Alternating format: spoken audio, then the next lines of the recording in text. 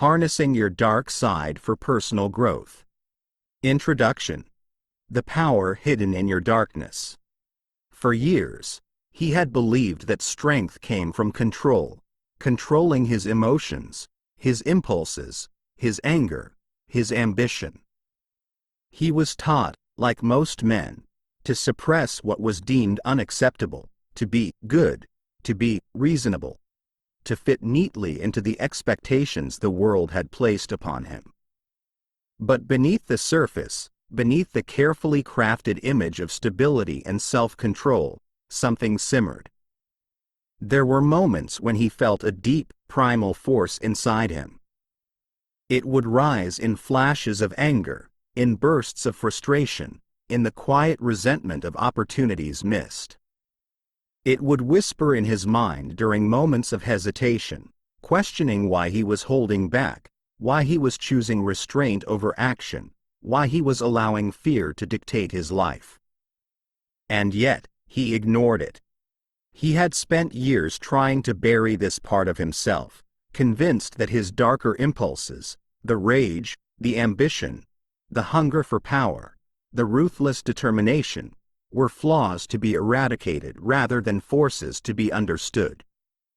But the more he pushed them down, the more they fought back. His repressed anger turned into passive aggression. His buried ambition manifested as envy of those who pursued what he was too afraid to claim. His suppressed instincts made him hesitant, indecisive, unable to fully trust himself. The truth hit him one day like a blow to the chest. The parts of himself he had been running from were not his enemies. They were his greatest source of power. Shadow work, the process of confronting and integrating the parts of oneself that have been suppressed or denied, is the key to self-mastery. It is the difference between a man who is ruled by his unconscious fears, his repressed emotions, and his hidden weaknesses, and a man who commands himself fully. Most men live in quiet fear of their own depth. They are afraid of what they might find if they look too closely at themselves. They avoid sitting alone with their thoughts, afraid of the darkness that lurks beneath the surface. But that darkness is not weakness, it is raw potential, waiting to be harnessed. A man who does not know his own shadow will forever be controlled by it.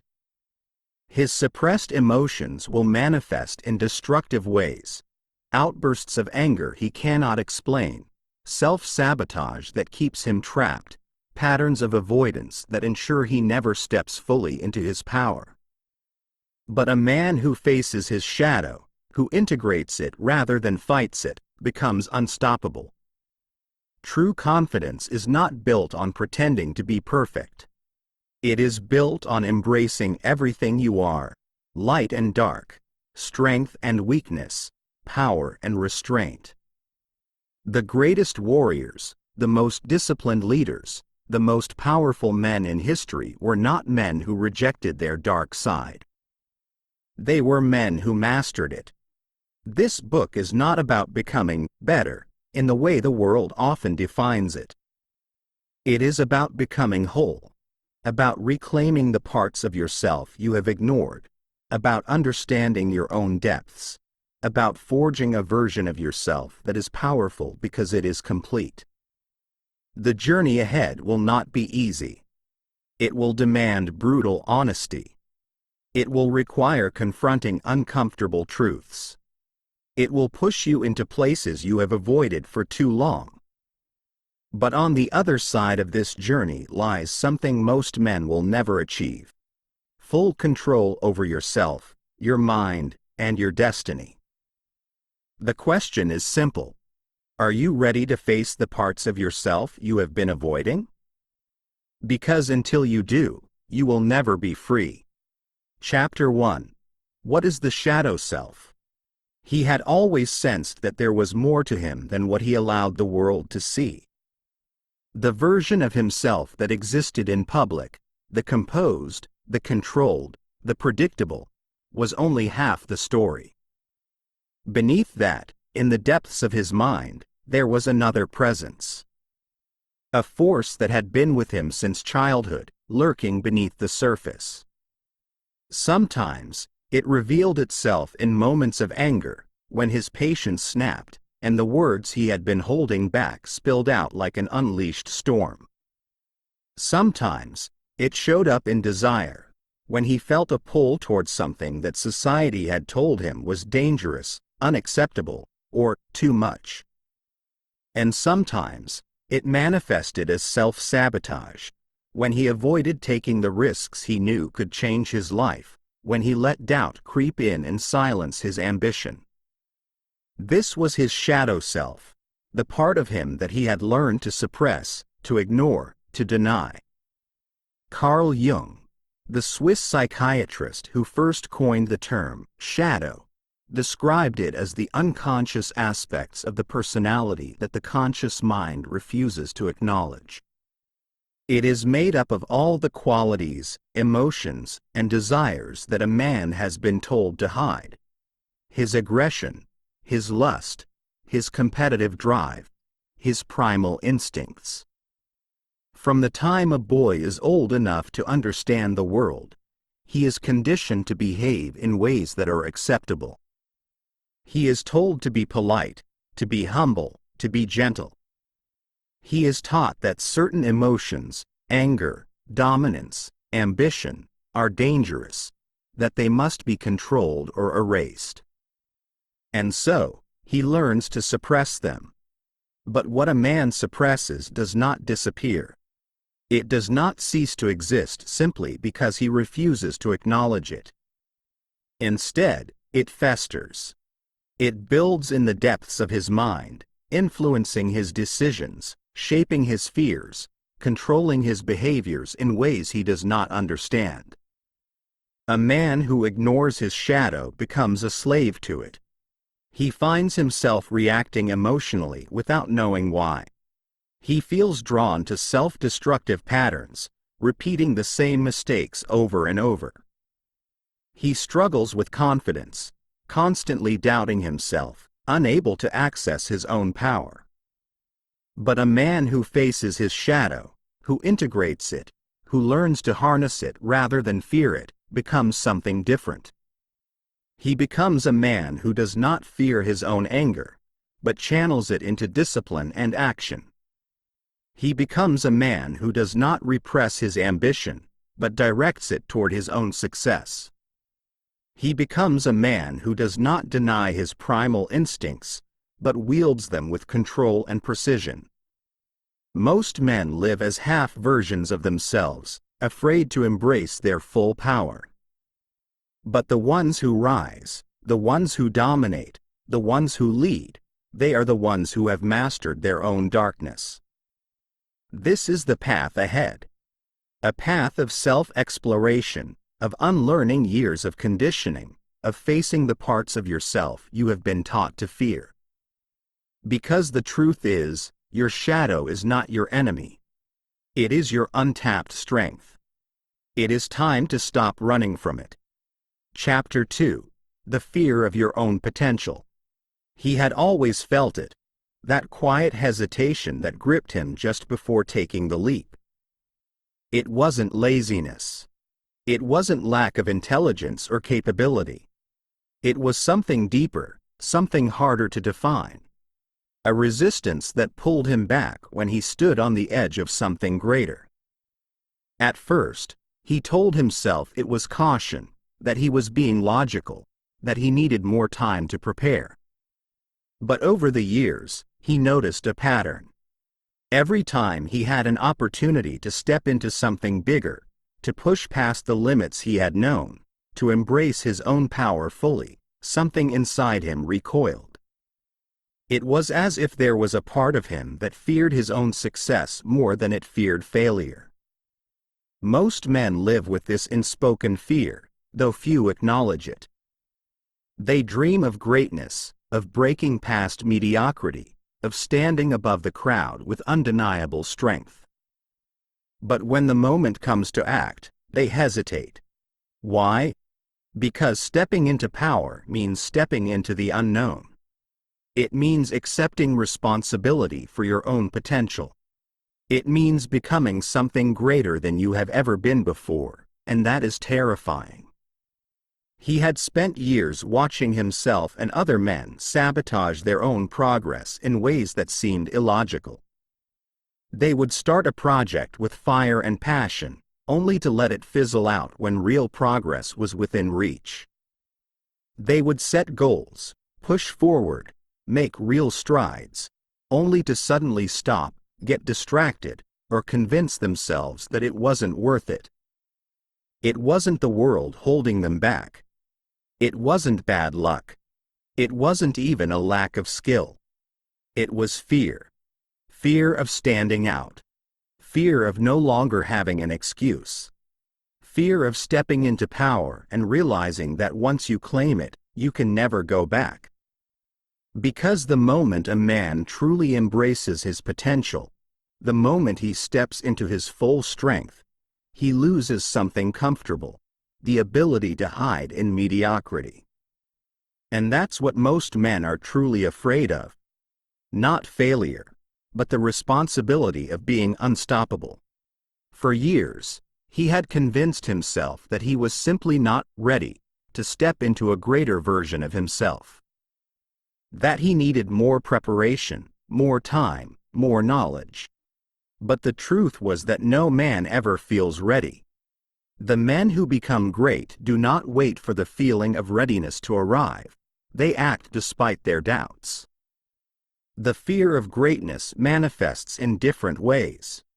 For some, it appears as procrastination, waiting until the right time to make a move, as if there will ever be a moment without obstacles. For others, it shows up as imposter syndrome, the belief that no matter how much they accomplish, they are not truly worthy of success. And for many, it takes the form of self-sabotage, subtle, unconscious behaviors that ensure they never reach their full potential. He had seen it in himself.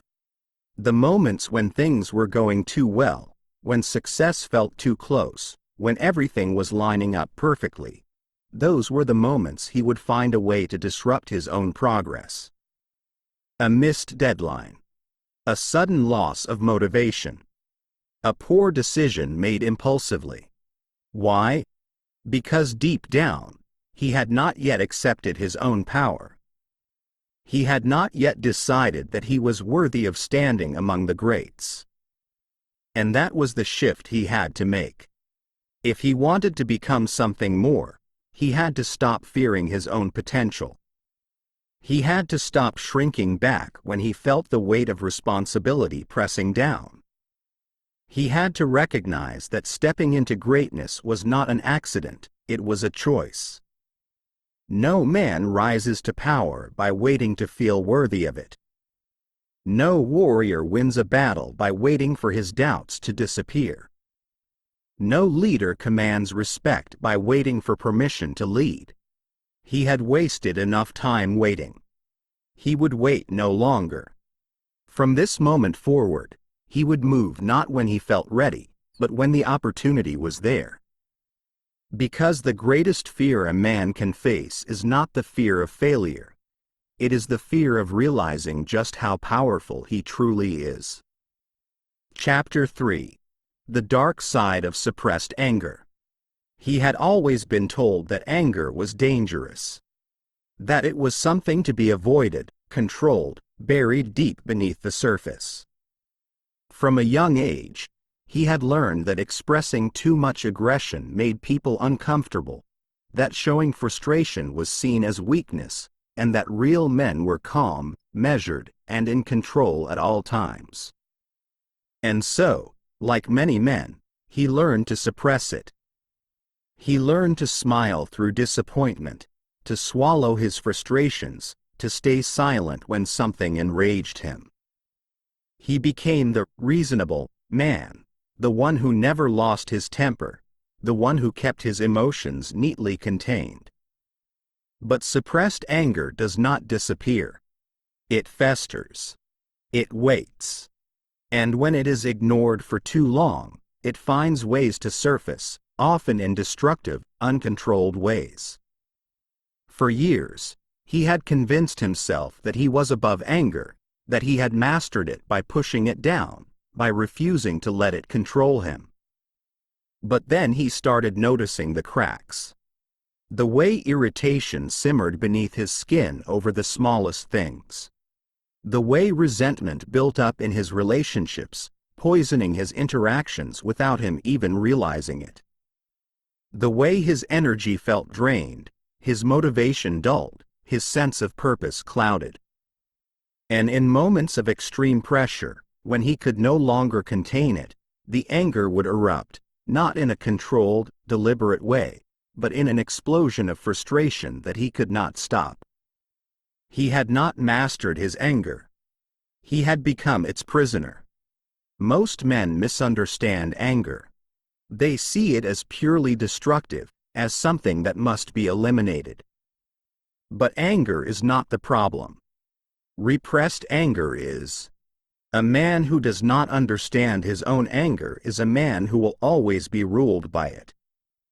But a man who harnesses it, channels it, and wields it with precision is a man who is capable of immense power. Anger, when controlled, is one of the greatest forces a man can tap into.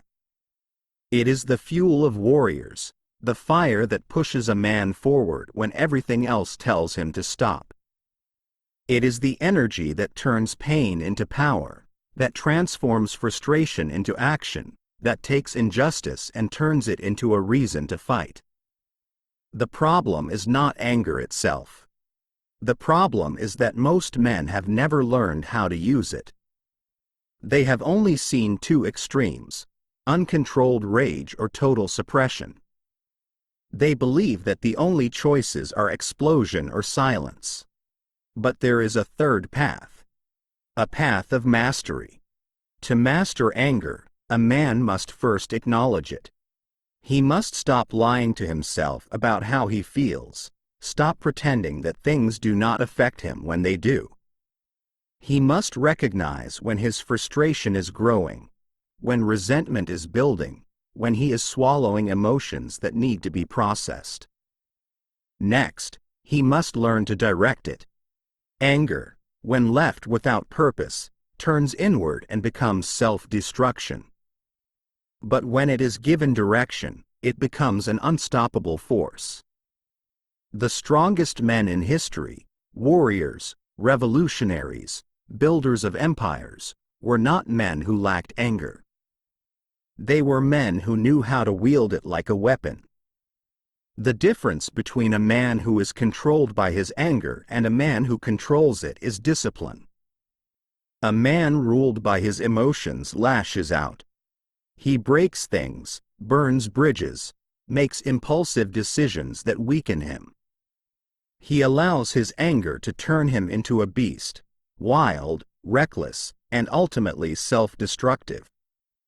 A man who has mastered his anger is different. He does not waste his energy on meaningless outbursts. He does not react without thought. Instead, he sharpens his anger, turns it into a tool, uses it to fuel his drive, his focus, his resilience. He channels it into his work, into his training, into his ability to stand firm when others crumble. The first step is awareness. A man must recognize when anger is rising, must learn to sit with it, to feel it fully without letting it take control. He must ask himself, where is this coming from? What is this anger trying to tell me? The second step is direction. Anger is energy. It is fuel. But without a target, it burns everything in its path, including the man who holds it. The key is to give it a purpose, to turn it into action, into discipline, into the relentless pursuit of what must be done. The third step is control. Not suppression, not avoidance, but true mastery. This is the ability to feel anger deeply yet act with clarity. To channel its power without letting it consume reason. To use it as a tool rather than a curse. There is a reason the greatest warriors in history trained in both physical combat and mental discipline. They understood that raw aggression is dangerous when left unchecked, but controlled aggression is the foundation of power. A man who learns to control his aggression is a man who moves through life with force, confidence, and presence. He is not easily rattled. He does not lash out over trivial matters. But when it is time to act, when it is time to fight for something, he moves decisively. This is why weak men fear anger. They have never seen it mastered. They have only seen rage or cowardice, never the balance between the two. But strong men? They do not fear their dark side. They learn to control it. Because a man who has mastered his own fire is a man who can burn down obstacles, forge his own path, and stand unshaken when the world tests him. For too long, he had denied this part of himself. He had tried to be the nice guy, the agreeable man, the one who never made waves. He had swallowed his frustrations, convinced himself that being passive made him noble. But deep down, he knew the truth. He had been weak. Not because he lacked strength, but because he refused to claim it. Because he had let his anger turn into something destructive rather than something powerful. That ended now. He no longer feared his own fire. He no longer saw his anger as something to hide. He had learned to control it, to channel it, to master it. Because the man who controls his own fire is a man who cannot be broken. And from this moment forward, he would burn with purpose, precision, and power. Chapter 4. Shadow Work in Relationships. He had always thought that his struggles in relationships were external problems, misunderstandings, bad timing, incompatible partners. It was easier to see the flaws in others than to acknowledge the truth staring back at him. The biggest obstacle in his relationships was himself. For years, he had carried wounds that he did not recognize, insecurities that he masked with charm or detachment, patterns of behavior that sabotaged connection before it could grow into something real. He convinced himself that he was in control, that he was simply choosing the wrong people, that his failures in relationships were circumstantial. But deep down, he knew better.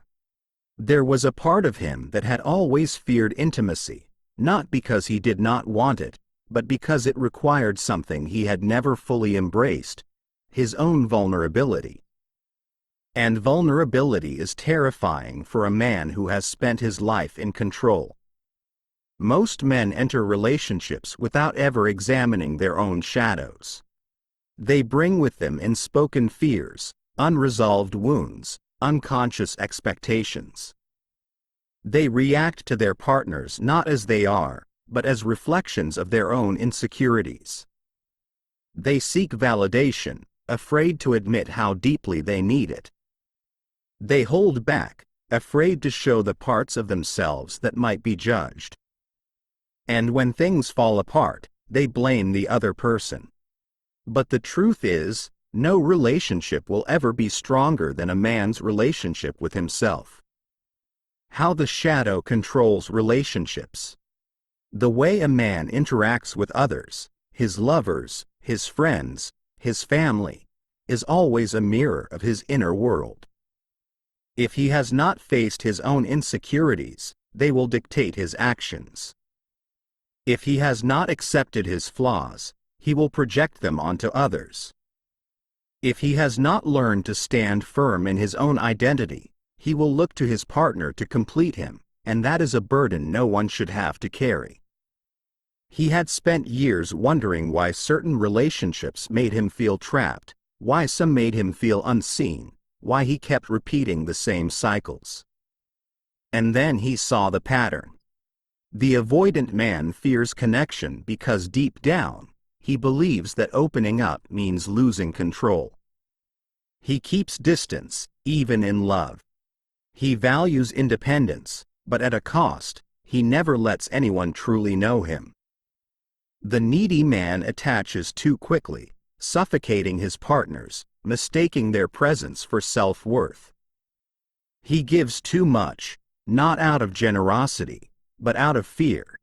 Fear of abandonment, fear of being alone, fear of his own inadequacy. Both are driven by shadow. One hides behind emotional walls, the other clings too tightly. And neither is truly free. Freedom in relationships comes when a man has integrated his shadow, when he no longer seeks validation, when he no longer fears abandonment, when he no longer projects his insecurities onto the people around him. There was a time when he thought his frustrations with partners were about them. Their lack of appreciation, their emotional unpredictability, their inability to meet him where he needed to be met. But when he looked deeper, he saw something uncomfortable. His frustrations were not about them. They were about him.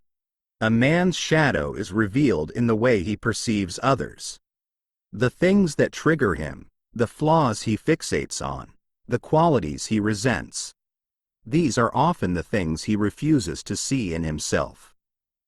If he judges his partner for being too emotional, it may be because he has suppressed his own emotions for too long. If he resents her need for reassurance, it may be because he secretly craves it himself but refuses to admit it. If he feels suffocated by commitment, it may be because he fears that opening himself up will expose his deepest insecurities. A man who does not know himself will spend his life reacting to others rather than choosing how he interacts with them. He will cycle through relationships, blaming his partners, never realizing that he is the common denominator. But when a man does the work, when he examines his patterns, when he faces the parts of himself he has ignored, everything changes. He stops reacting. He starts choosing. A man who has done his shadow work does not seek relationships to complete him. He seeks them to enhance him. He is not afraid to be alone. He does not tolerate disrespect. He does not mold himself to fit another person's expectations, nor does he try to control others to fit his own. He loves deeply, but from a place of strength, not desperation. He gives freely, but not at the cost of his own integrity. He communicates openly, because he has nothing to hide, not from his partner, and not from himself. This is the kind of man who commands respect in relationships. Not because he demands it, but because he embodies it. The first step is radical honesty. A man must be willing to see himself clearly, the good, the bad, the hidden. He must be willing to ask himself, what patterns have I repeated? What insecurities have I projected? What fears have shaped my actions? The second step is ownership. Blame is a weakness. No matter what has happened in his past, no matter who has hurt him, a man must take full responsibility for how he moves forward. He must stop looking for someone else to heal his wounds. That is his work, and his alone. The final step is embodiment. Knowing his shadow is not enough. He must learn to integrate it, to embrace his full self, to stand firm in his truth, to be both powerful and open, strong and vulnerable, disciplined and emotionally aware. A man who does this no longer fears relationships. He does not seek approval. He does not chase validation. He moves with clarity, confidence, and purpose. Because he no longer carries the weight of an unseen shadow. He has faced himself fully. And because of that, he is truly free. Chapter 5. Killing the victim mentality. For years, he had believed that his circumstances were responsible for his struggles. When things didn't go his way, there was always something, someone, to blame. It was the economy, the bad luck, the unfairness of the system, the people who didn't understand him, the opportunities that never came. It was always external, always something outside of his control. But blaming the world never changed anything. It never moved him forward. It never gave him power. And one day, he realized the harsh truth. As long as he saw himself as a victim, he would always be weak. Most men carry a victim mindset without realizing it. They don't walk around saying, "I am powerless," but their actions reveal it. They avoid risk because they assume they will fail. They hesitate in decisions, afraid of making the wrong one. They complain about life but do nothing to change it. They wait for external forces to improve their situation rather than taking full command of their reality. But life does not reward men who wait. Life rewards men who take. A man who sees himself as a victim will always find reasons to justify his stagnation. He will convince himself that things are out of his hands, that he is just unlucky, that the odds are stacked against him. And the more he believes this, the truer it becomes. Not because the world is against him, but because his own mind has trapped him in a cycle of inaction. But the men who rise? The men who dominate their fields, who command respect, who move through life with power. They are not necessarily smarter or more talented. They are simply the men who have refused to accept victimhood. They take responsibility for everything, even the things that are not their fault. Most men misunderstand responsibility. They think it means blaming themselves for everything that has ever gone wrong in their lives. But responsibility is not about blame, it is about ownership. Blame is passive. It looks at a situation and asks, "Whose fault is this?" Ownership is active. It looks at the same situation and asks, "What can I do about this?" A weak man asks, "Why is this happening to me?" A strong man asks, "How do I use this to make myself better?" The men who break free from their own limitations are not the ones who never face struggle. They are the ones who see every challenge, every setback, every obstacle as an opportunity to sharpen themselves. When they fail, they do not dwell on it. They learn, adapt, and move forward. When they are betrayed, they do not collapse into self-pity. They become stronger, more resilient, more strategic. When they are dealt an unfair hand, they do not waste energy complaining. They find a way to win anyway. This is how warriors are made, not by avoiding hardship, but by using it as fuel. Self-pity is one of the most destructive forces in a man's life. It masquerades as self-awareness, as if analyzing one's struggles is the same as solving them. It tricks a man into believing that feeling bad about his situation is the same as improving it. But self-pity is a trap. It feeds on itself, growing stronger the longer a man indulges in it. The men who stay stuck in self-pity become bitter, resentful, envious of others. They look at successful men with contempt, not because those men did anything wrong, but because their existence is a reminder that excuses are just that, excuses. No one is coming to save you. No one is responsible for fixing your life. The moment a man kills the victim mentality, he becomes unstoppable. The first step is brutal honesty. A man must recognize where he has been making excuses, where he has been blaming others, where he has been avoiding responsibility. This requires humility, admitting that his struggles are not unique, that other men have faced worse and still risen above. The second step is action. Not waiting. Not hoping. Not overanalyzing. Action. Every single day.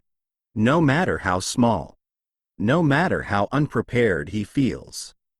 A man who moves forward, even clumsily, is infinitely more powerful than a man who sits still, waiting for the perfect moment. The final step is discipline. Killing the victim mentality is not a one-time decision. It is a daily practice.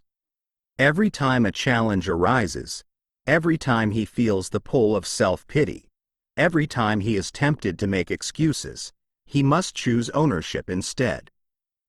And the more he does this, the more he conditions his mind to see life differently.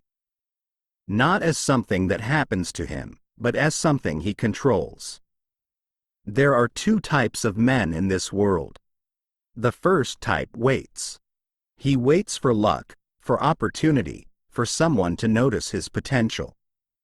He blames his failures on bad breaks, on difficult circumstances, on the unfairness of the world. He tells himself that success is reserved for others, that greatness is not within his reach. And so, he remains exactly where he is. The second type takes. He takes full responsibility for everything in his life, even when it's not his fault. He does not waste time waiting. He creates opportunities. He does not seek validation. He builds self-respect through action. He does not complain. He adapts, fights, and moves forward. The first type of man remains weak, stuck in the same cycles, repeating the same failures. The second type of man becomes powerful. He commands his own life. He moves with purpose. He builds his own reality. And in the end, the only difference between them is a choice. The choice to kill the victim mentality, once and for all. Because a man who refuses to see himself as a victim? That man is unstoppable. Chapter 6. The toxicity of false niceness. He had spent years trying to be the good guy. The man who never made waves, who avoided conflict, who was always agreeable, always polite, always accommodating. He believed that being nice would earn him respect, that if he treated others well, they would return the favor. But time after time, he found himself frustrated, overlooked, taken for granted, passed over in relationships, ignored in his career, dismissed in social circles. It didn't make sense. He had done everything right. He had been kind, thoughtful, respectful. And yet, somehow, the men who seemed to get ahead were the ones who weren't afraid to say no, to take up space, to assert themselves. That was when he realized the hard truth. Being nice is not the same as being strong. Society teaches men that niceness is a virtue, that the ideal man is soft-spoken, endlessly patient, always putting others before himself. That he should be selfless, that he should never be too aggressive, that he should never be too dominant. But what society does not tell men is that niceness without strength is weakness. A man who is nice because he fears conflict is not kind. He is a coward. A man who is nice because he wants approval is not noble. He is manipulative. A man who is nice at the expense of his own needs is not selfless. He is spineless. True kindness is rooted in power, not submission. A man who has true strength can choose to be kind because he is not afraid to be firm. But a man who is only nice because he fears rejection, confrontation, or judgment is not kind. He is weak. A nice guy does not act from self-respect. He acts from fear. He says yes when he wants to say no. He avoids conflict because he cannot handle discomfort. He hides his true thoughts because he is afraid of offending others. And worst of all, he expects to be rewarded for his niceness. He believes that by constantly putting others first, they will one day do the same for him. But that day never comes. Because people do not respect men who do not respect themselves. A man who does not enforce his boundaries will be walked all over. A man who does not stand up for himself will be dismissed. A man who does not demand respect will never receive it. The nice guy resents this truth. He believes the world is unfair. He convinces himself that the problem is with others, that they are selfish, that they do not appreciate his efforts. But the real problem is him. He has mistaken passivity for virtue. And no man who is passive will ever be truly respected. True kindness is powerful. A strong man is capable of being kind, but his kindness comes from choice, not fear. A weak man is nice because he wants to be liked. A strong man is kind because he respects himself and others. A weak man avoids confrontation because he fears rejection. A strong man confronts problems directly because he values truth over comfort. A weak man sacrifices his needs for approval. A strong man sets boundaries because he understands his worth. The difference is self-respect. The first step is recognizing the cost of false niceness. Every time a man agrees to something he does not want, every time he stays silent when he should speak up, every time he bends to avoid conflict, he loses a piece of himself. The second step is developing assertiveness. This does not mean becoming rude, aggressive, or selfish. It means learning to say no without guilt, to state opinions without hesitation, to hold boundaries without apology. A man who respects himself does not need to be aggressive. His presence alone commands respect. The third step is letting go of the need for approval. No man can live a strong life while constantly seeking validation. The moment a man stops worrying about what others think, he becomes free. Some men, when they realize the weakness of false niceness, swing to the other extreme. They become cold, unkind, indifferent. They believe that to be respected, they must abandon all softness, that to be strong, they must be cruel. But that is not mastery, it is reaction. The most powerful men are not the ones who are always kind, nor the ones who are always ruthless. They are the men who can be both. A king who rules only with kindness is overthrown. A king who rules only with cruelty is feared but never loved. But a king who is both firm and just, strong and wise, kind but never weak, he is the one who leaves a legacy. A man who can be kind when it is deserved and ruthless when it is necessary is a man who has mastered himself. And that is the only kind of man worth becoming. He no longer needed to be liked by everyone. He no longer feared saying no. He no longer sought approval for his every action. Because he had earned his own respect. And when a man respects himself, the world follows. Chapter 7. The Truth About Power and Control. For most of his life, he had been taught that power was a dangerous thing. That seeking control was selfish, that ambition was a corrupting force, that desiring dominance made a man ruthless or immoral. And so, like many men, he suppressed his hunger for power. He told himself he was content, that he didn't need influence, that he was happy just getting by.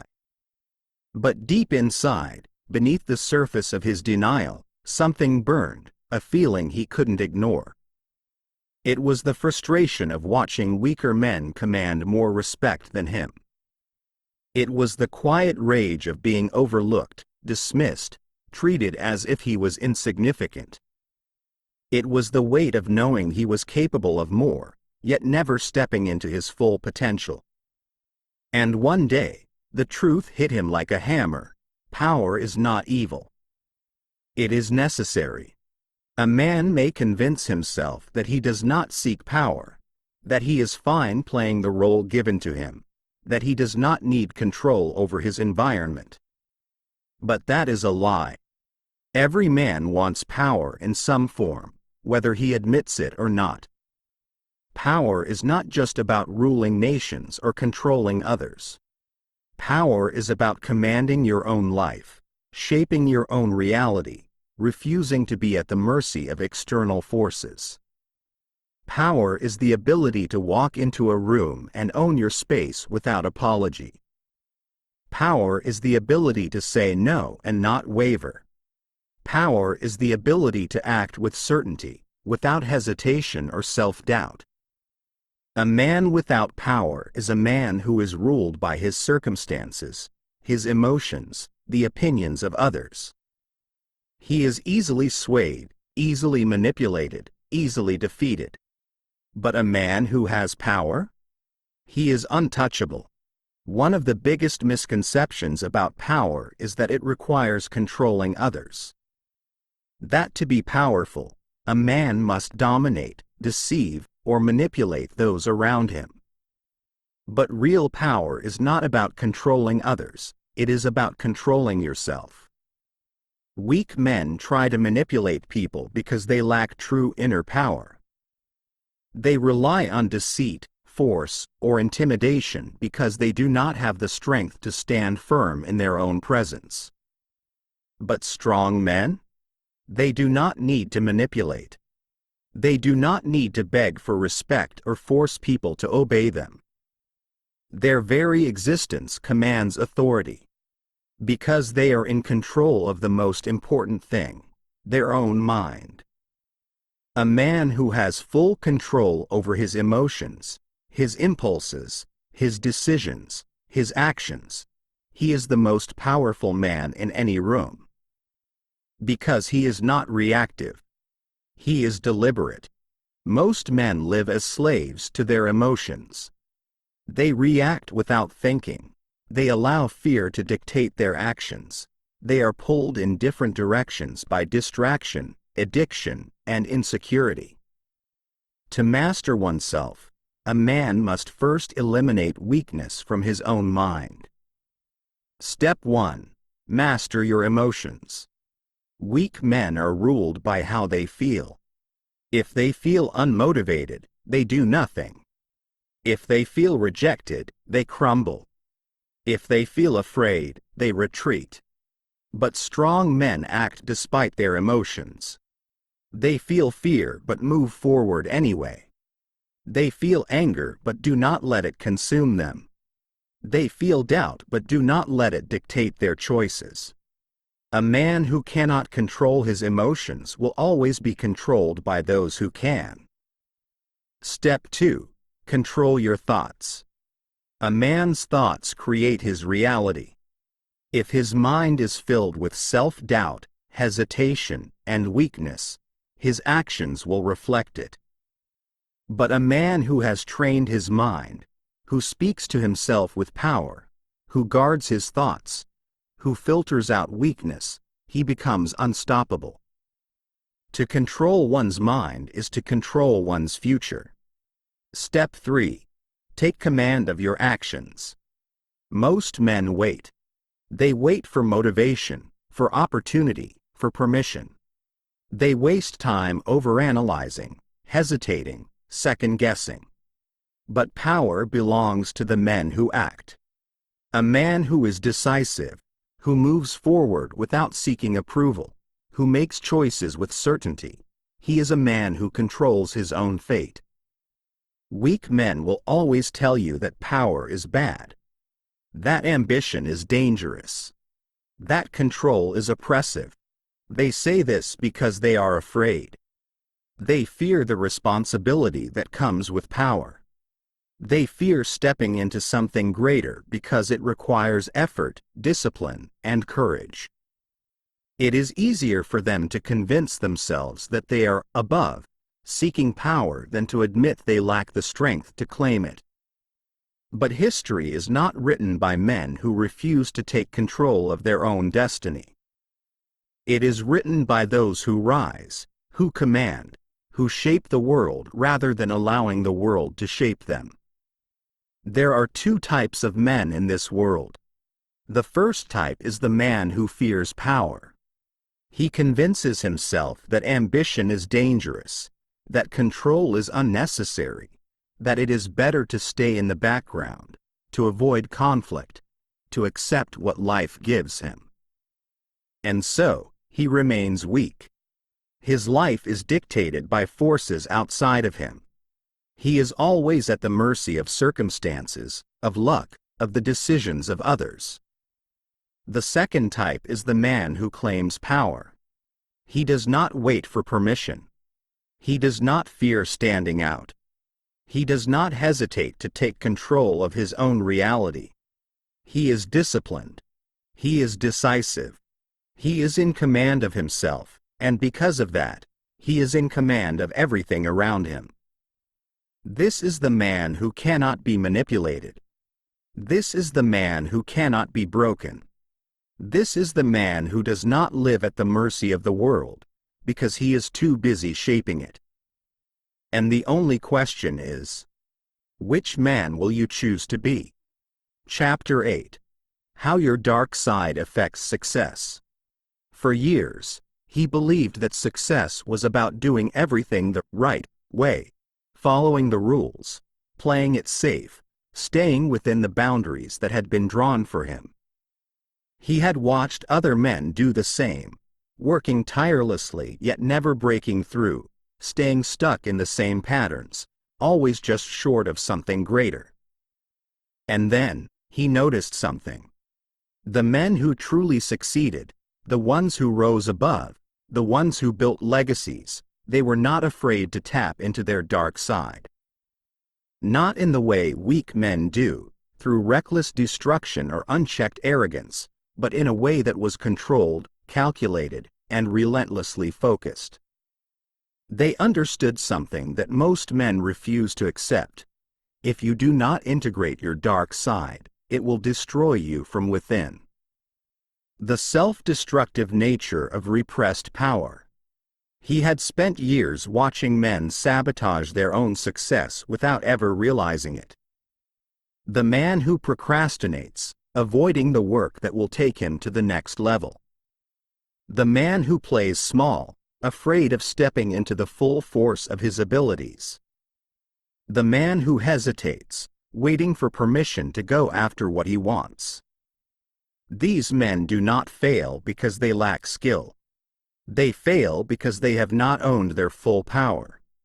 A man who represses his ambition will disguise it as contentment.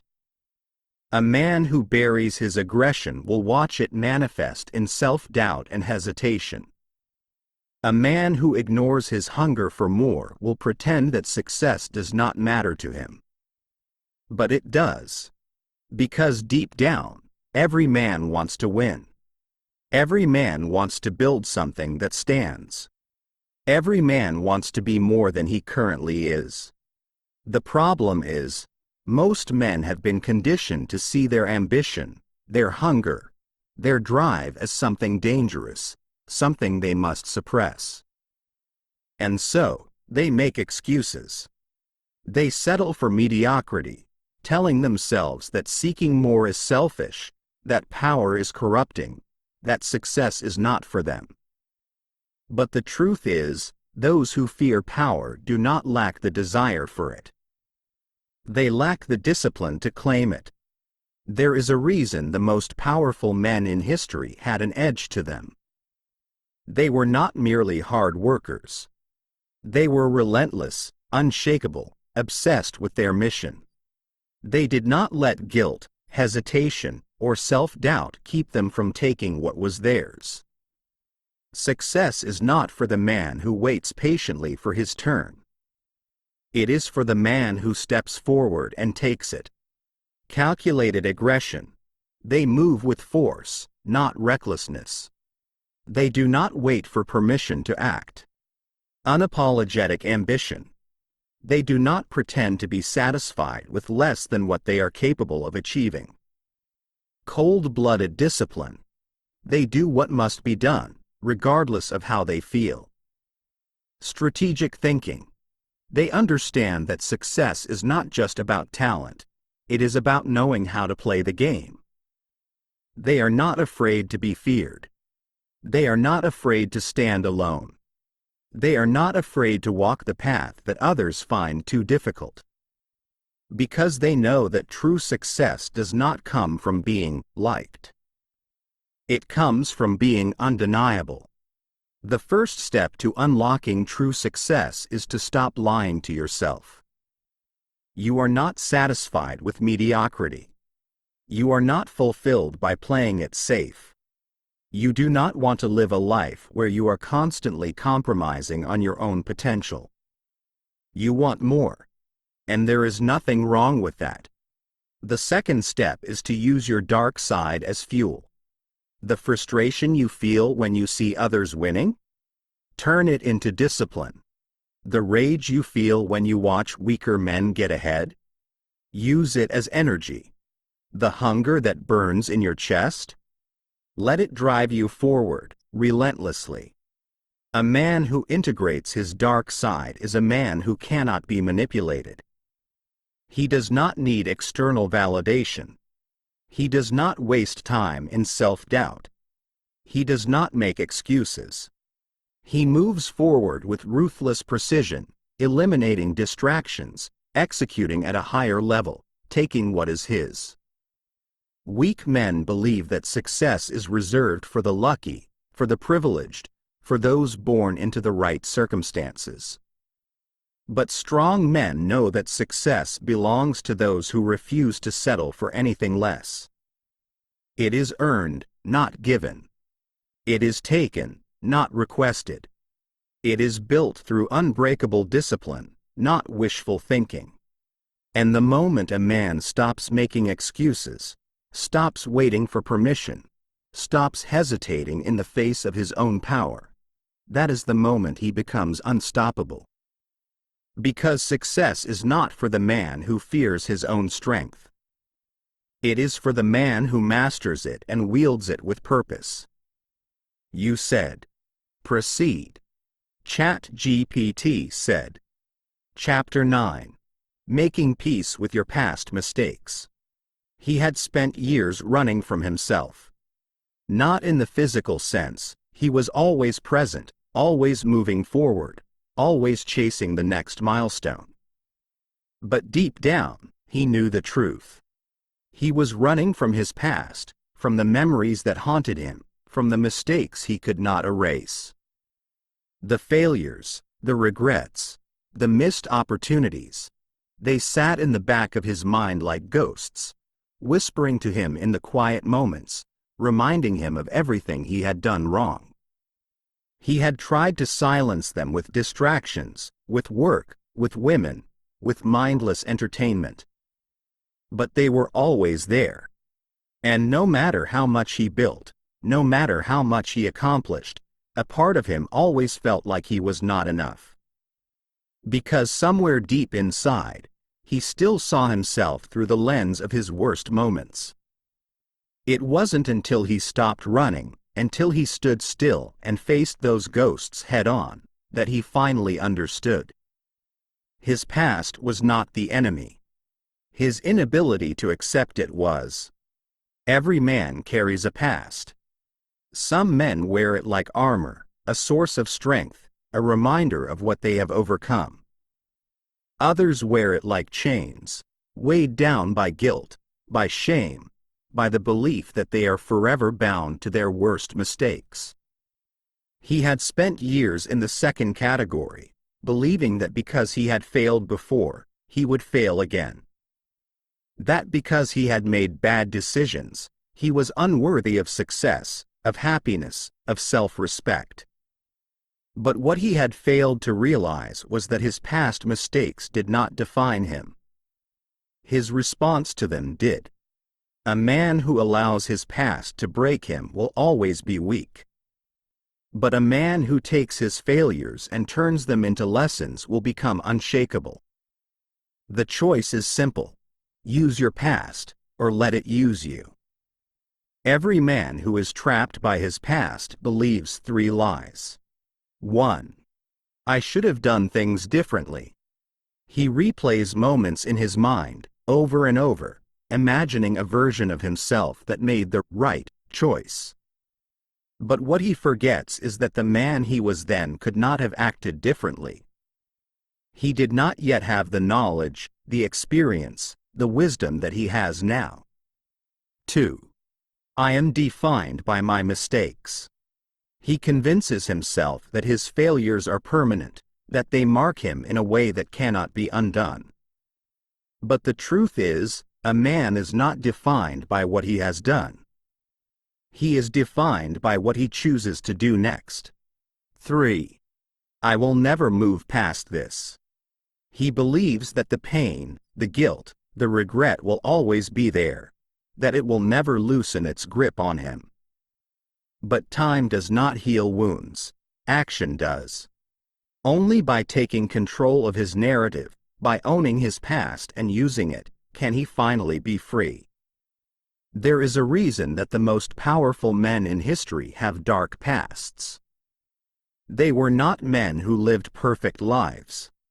They were men who failed, who fell, who made terrible mistakes, yet refused to let those mistakes define them.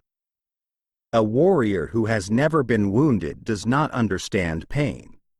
A leader who has never made mistakes does not understand strategy. A man who has never lost does not understand the value of victory. The strongest men are those who have been broken, and yet rebuilt themselves stronger. He had two choices: allow his past to destroy him, or use it as fuel. The first step is radical acceptance. He had to stop running, stop pretending his past did not exist, stop avoiding the reality of what had happened. He had to face himself fully, with no excuses, no self-deception, no avoidance. The second step is learning from failure. Every mistake holds a lesson. If he failed in a relationship, what did it teach him about himself? If he lost an opportunity, what weakness did it expose? If he made a bad decision, what mindset led him there? The third step is forgiveness, not from others, but from himself. Not as an excuse, not as an escape, but as a necessary step toward freedom. Holding on to guilt does not serve him. Wasting time in regret does not make him stronger. A man must own his past, accept its lessons, and move forward with full force. For too long, he had seen himself as the sum of his past mistakes. But now, he understood something that changed everything. His past was not a prison. It was a weapon. It had forged him, sharpened him, made him into the man he was becoming. Every failure had taught him resilience. Every loss had shown him what mattered. Every mistake had given him wisdom. He no longer had to fear his past, because he was no longer trapped by it. And for the first time in his life, he felt free. Chapter 10. Learning to sit in the dark. There was a time when he couldn't sit still. Not because of restlessness, but because of what would surface in the silence. The quiet had a way of bringing up thoughts he didn't want to face, questions he didn't have answers to, emotions he had buried beneath years of distraction. So, like most men, he avoided it. He filled every moment with noise, music, social media, endless work, the company of others. He convinced himself that he was simply busy, that there was always something to do, always something to focus on. But deep down, he knew the truth. He wasn't busy. He was running. Running from his own mind. Running from the emotions that lurked in the shadows of his consciousness. Running from the unspoken fears, the suppressed anger, the unresolved wounds that still had a grip on him. And then, one day, he stopped. He let the distractions fall away. He turned off the noise. He sat alone, in the dark, with nothing but his own mind. And for the first time in his life, he faced himself fully. The world has conditioned men to stay in motion, to keep pushing forward, to keep producing, to keep proving their worth through constant action. In a society that glorifies busyness, stillness is seen as laziness. But the real reason men avoid silence is because it forces them to confront the truth. The truth about what they have avoided. The truth about who they really are versus who they pretend to be. The truth about their pain, their regrets, their unfulfilled potential. And most men are not ready for that confrontation. So they drown it out with distractions, with endless entertainment, with fleeting pleasures that keep them numb but never fulfilled. But the man who refuses to sit in the dark will never master himself. Every great man throughout history has understood the necessity of solitude. Warriors, philosophers, kings, and leaders. They all took time to retreat, to be alone, to sit in the stillness and sharpen their minds. Because a man who cannot be alone with himself will never truly know himself. A man who needs constant validation, constant activity, constant input from the outside world is a man who lacks true inner strength. But the man who masters solitude? He is the one who becomes unshakable. When a man embraces stillness, rather than fearing it, something powerful happens. He gains clarity. In the silence, the noise of the world fades, and he begins to hear himself clearly. He begins to understand what he truly wants, what truly matters, and what must be done. He processes unhealed wounds. The emotions he has avoided, anger, sadness, regret, begin to surface. But instead of drowning in them, he finally faces them. And in doing so, he releases them. He sharpens his mental resilience. Weak men break in solitude. They need distractions to escape their own thoughts. But strong men use solitude as training, sharpening their minds, strengthening their discipline, preparing themselves for the battles ahead. He stops needing approval. When a man is comfortable in his own silence, he no longer seeks validation from others. He no longer needs to fill the void with attention, with approval, with distractions. He becomes self-sufficient. The most powerful men in history did not become powerful by accident. They did not gain their strength through comfort. They gained it through hardship, through discipline, through facing what other men avoided. And solitude is one of the greatest tests a man can endure. Because when a man truly sits alone, with no distractions, no entertainment, no one to validate him, he meets himself for the first time. He sees his weaknesses. He sees his fears. He sees his strengths. He sees the truth. And truth is what sets a man free. Most men have never truly been alone. They mistake isolation for solitude. Isolation is loneliness. Solitude is intentional growth. Sitting in complete silence, with no phone, no distractions, just his own mind, is an exercise few men attempt. But the longer he can sit alone without feeling the urge to escape, the stronger his mind becomes. Great men prioritize solitude. They make it a part of their daily routine, a place where they sharpen their thoughts, plan their actions, and reconnect with their core self. Most men will never do this work. They will spend their lives running from their own minds, filling every moment with distractions, never truly knowing themselves. But the men who embrace the dark, who learn to sit in stillness, who face themselves fully, they are the ones who rise. Because a man who is at peace with his own mind is a man who can never be broken. Chapter 11. Releasing the fear of judgment. For years, he had lived under the weight of other people's opinions. He had been careful with his words, measured with his actions, always aware of the invisible audience that seemed to be watching, ready to pass judgment.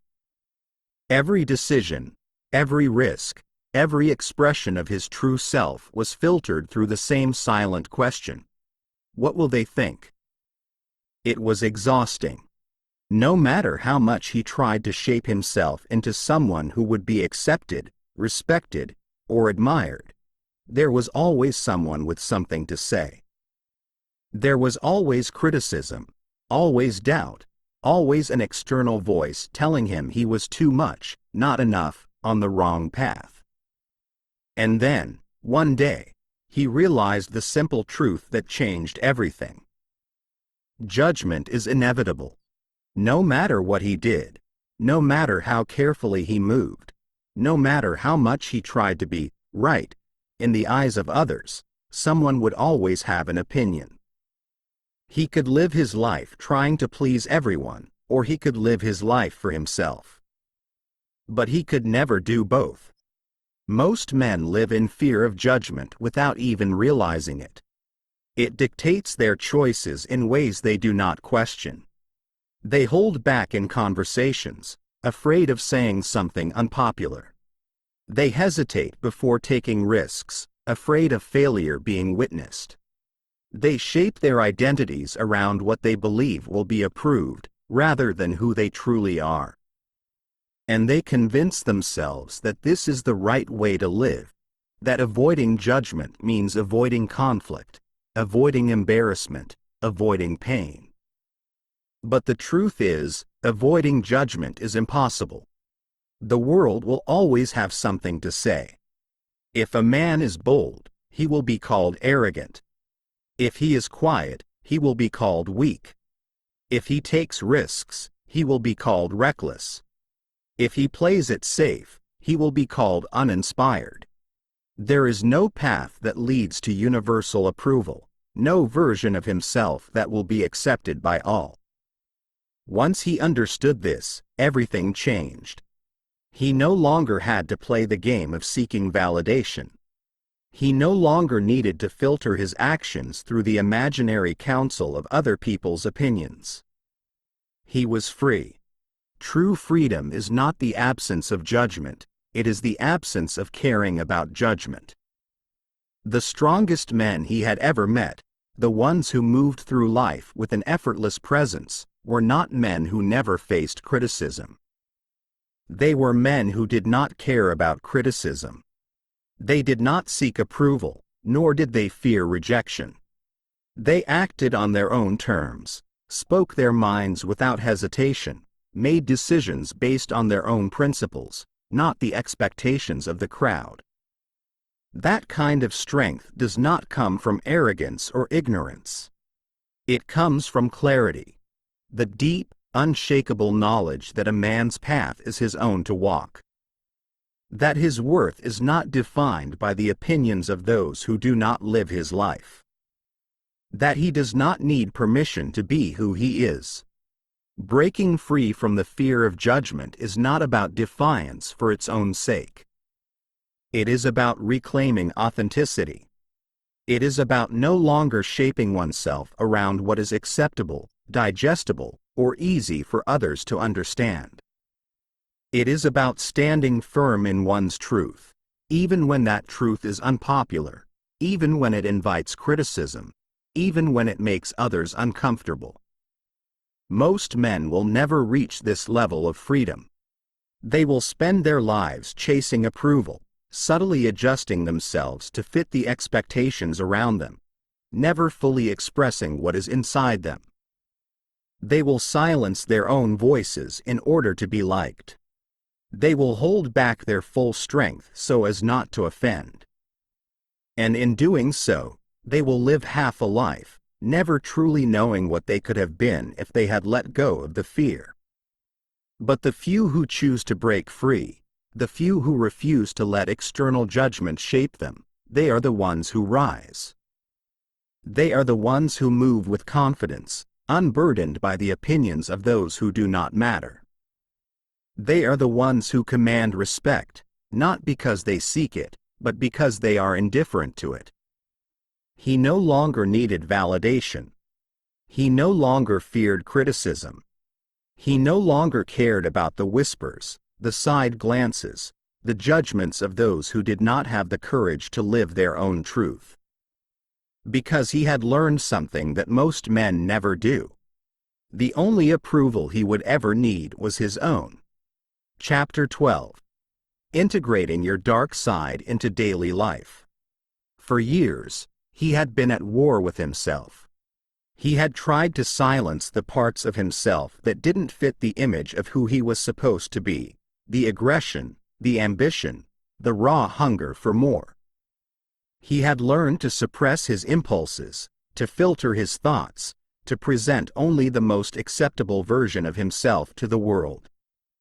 And yet, no matter how much he tried to control it, there was always something beneath the surface, something that refused to be tamed.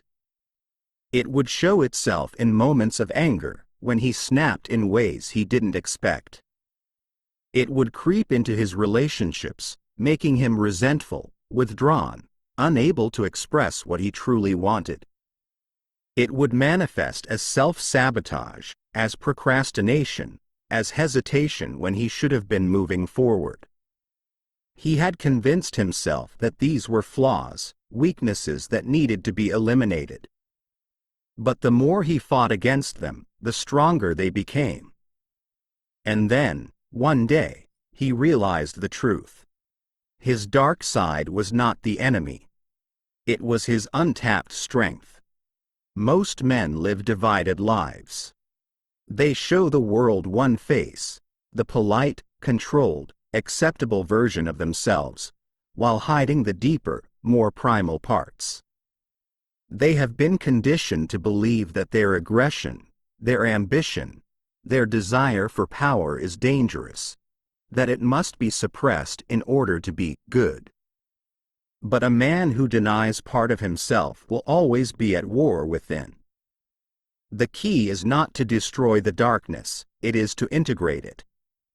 A man who has mastered himself is a man who knows how to wield his dark side with control and precision. He does not suppress his anger.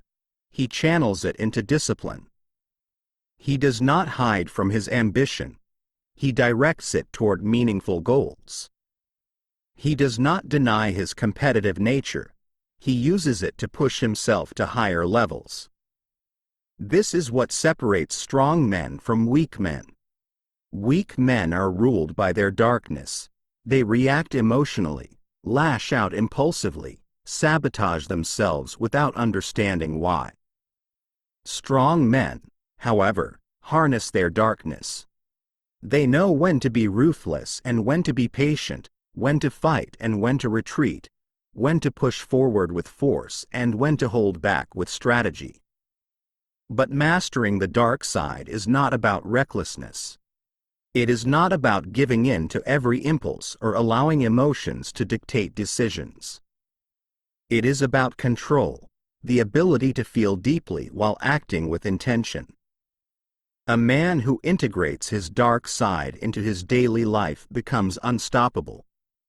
He no longer doubts himself because he has accepted himself fully. He no longer hesitates because he trusts his instincts. He no longer fears power because he understands that power is simply the ability to command oneself completely. The greatest warriors, the most powerful leaders, the men who change history, they are not men who have silenced their darker nature. They are men who have mastered it, who have woven it into their identity in a way that makes them formidable. He no longer needed to fight against himself. He no longer needed to prove his worth through artificial self-control. He had accepted every part of himself, the light and the dark, the noble and the ruthless, the calm and the storm. And in that acceptance, He had found something most men never do. Complete power over himself. Chapter 13. The Warrior's Mindset, Embracing the Chaos. There was a time when he believed that life would eventually settle, that one day the struggles would ease, and everything would align effortlessly. He told himself that if he worked hard enough, if he made the right choices, if he planned everything carefully, he would eventually reach a point where things were stable, predictable, under control. But the years passed, and he learned the truth that every strong man must accept. There is no such thing as stability. There is no perfect moment of peace. There is no point where life becomes easy. There is only chaos, and the only way to survive it is to become stronger than the storm. Most men fear chaos. They crave structure, comfort, certainty. They build their lives around routines, around plans, around the illusion that they are in control. And when life inevitably disrupts those plans, when uncertainty strikes, when the unexpected happens, they collapse. They panic. They hesitate. They fall apart because they were never prepared for the truth. Life is war, and only warriors survive. The men who rise, the ones who dominate in every area of life, are not the ones who avoid chaos. They are the ones who embrace it, thrive in it, become one with it. They do not need things to be perfect. They do not need guarantees. They do not wait for ideal conditions. They move forward regardless. A warrior does not expect peace. He expects battle. He does not rely on luck. He relies on himself. This is the warrior's mindset, not one of blind aggression, but one of unshakable readiness. It is a mindset that sees every challenge as an opportunity, every setback as training, every hardship as fuel. It is a mindset that does not break under pressure but becomes sharper, stronger, more dangerous. Most men, when faced with adversity, ask, "Why is this happening to me?" But the warrior asks, "How can I use this to make myself stronger?" Most men retreat when faced with hardship. The warrior steps forward. The reason most men never reach their full potential is because they fear struggle. They avoid discomfort. They hesitate when things get difficult. They run from pain instead of using it. But true power is only forged in fire. Strength is not built in comfort. Resilience is not built in ease. Mastery is not built in safety. A man who has embraced the warrior's mindset does not wait for life to go his way. He adapts, he endures, he dominates. He does not crumble under stress, he sharpens himself against it. He does not fear chaos. He becomes the force that moves through it, unbreakable, unstoppable, undeniable. There will never be a perfect time. There will never be a moment where everything aligns. There will only ever be now, and the only question that matters is this: will you be strong enough to face whatever comes? The man who has embraced the chaos, who no longer fears it, who no longer wishes for things to be easier, he is the man who will rise while others fall. Chapter 14. The Dark Side of Fear and How to Overcome It. Fear had always been a silent presence in his life, lingering in the background of every decision, every hesitation, every moment where he stood at the edge of something greater and chose to step back instead of forward. It was never loud, never obvious, never something he acknowledged outright. Instead, it whispered to him in rationalizations, in carefully disguised excuses, in the comfortable lies he told himself. He had spent years believing that fear was a weakness, something to be eliminated, something that made him less of a man. So he pushed it down, ignored it, convinced himself that if he pretended it wasn't there, it would eventually disappear. But no matter how much he tried to suppress it, it remained, shaping his actions in ways he did not see, dictating the limits of his life without him even realizing it. And then, one day, he learned a truth that changed everything. Fear is not the enemy. Fear is a weapon. Most men misunderstand fear. They see it as something to avoid, something to be ashamed of, something that makes them weak. But fear is not weakness, it is power in its rawest form. It is energy, pure and unfiltered, waiting to be harnessed. The problem is not fear itself. The problem is how most men respond to it. Weak men let fear control them. They hesitate when they should act. They avoid risk. They shrink from challenges. They mistake comfort for safety and, in doing so, build a life that is smaller than what they are capable of. But strong men? They embrace fear, study it, turn it into fuel. The difference between a man who succeeds and a man who remains stuck is not the absence of fear. It is the ability to act despite it. Fear is a signal. It points to the things that matter. It reveals what is important, what is worth fighting for, what has the power to change everything. The reason men fear stepping into their full potential is because they know, deep down, that once they do, there is no going back. The reason men fear speaking their truth, taking risks, standing out, is because doing so makes them visible, makes them vulnerable, makes them powerful. But power is only for the men who are willing to claim it. He had spent years fearing failure, fearing rejection, fearing what others would think.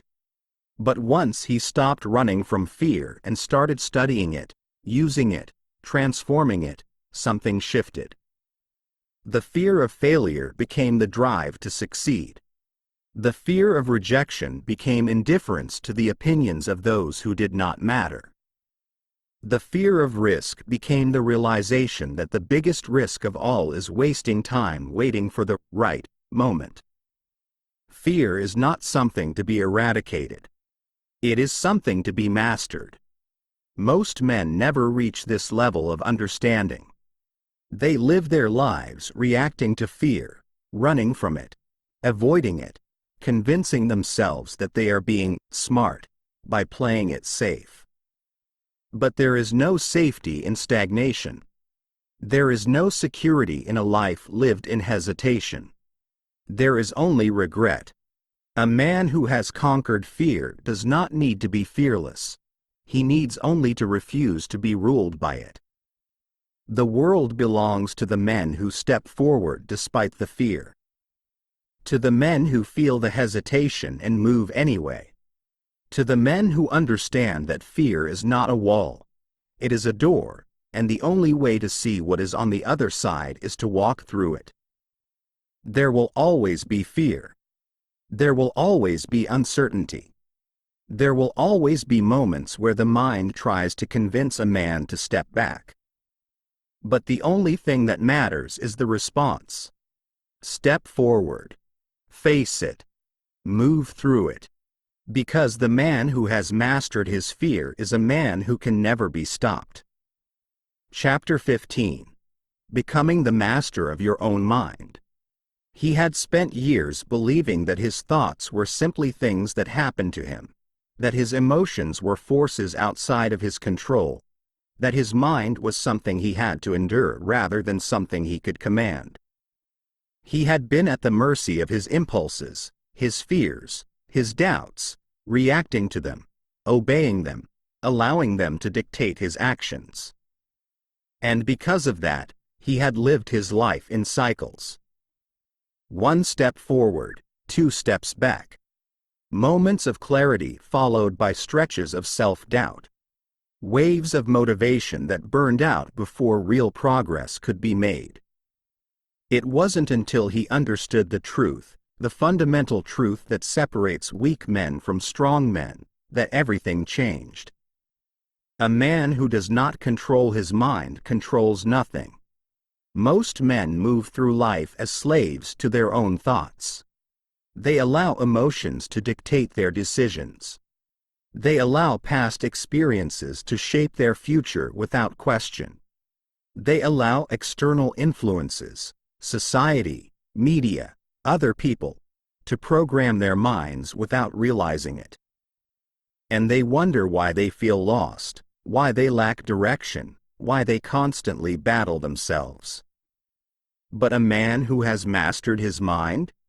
He is different. He does not react, he chooses.